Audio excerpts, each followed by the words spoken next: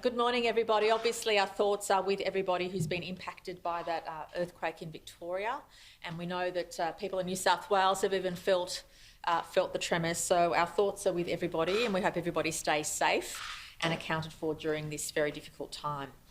Pleasingly, in New South Wales, we've reached 83% of our first dose vaccinations, which is outstanding, and that figure keeps going up. And in relation to our double dose vaccination rate, we're up to 54.2%. More than 9 million jabs have now been given in New South Wales, and I couldn't feel prouder of the way in which the community has responded.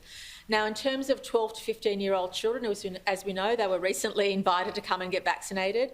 Pleasingly, a quarter of that age cohort, so 25% of 12 to 15-year-olds have already received the vaccine in New South Wales.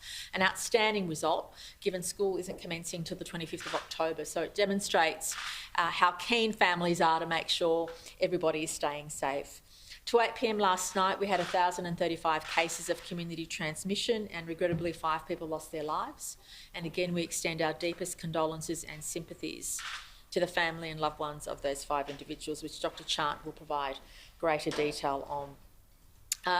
The New South Wales Government is well on the way to producing additional work as we inch towards a 70% double dose and 80% double dose vaccination to get all of us ready for what it means when we hit those targets. And today I'm pleased to have Minister Dominello with me. Minister Dominello, as you know, is the Minister in charge of our Customer Service Division and Service New South Wales, and he is busily working with the Commonwealth to get access to the data which will allow New South Wales to have our vaccine passport through the New South Wales or Service New South Wales app.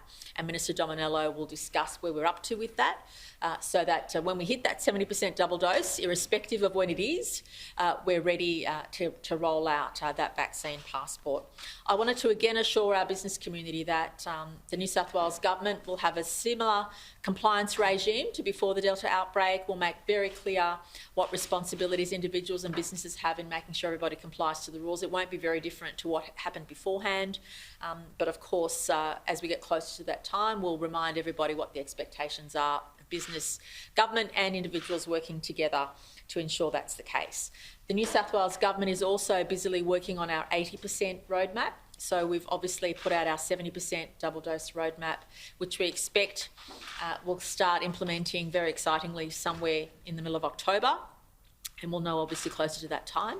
And then obviously the next step after that is what does life look like at 80% double dose vaccination? And if it's up to Dr. Kerry Chant and I, we'd like to see at least 90-something% of our community adult 16 and over have at least 90-something% first dose by the time we get to that.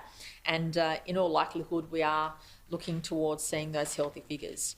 I again want to thank the people of New South Wales for being so patient. There's not long to go now. It's been a hard slog, but I think all of us can see the light, and all of us can't give up and get too complacent at the last hurdle. We have to stay with the program for the next few weeks, make sure that we follow all the rules, that we get ourselves vaccinated, and what we're looking at in particular is to make sure where there are pockets of communities that for whatever reason have low vaccination rates, that we try and target those communities depending on the supply we have of the vaccine, but also making sure that everybody has access to the vaccine before we open up.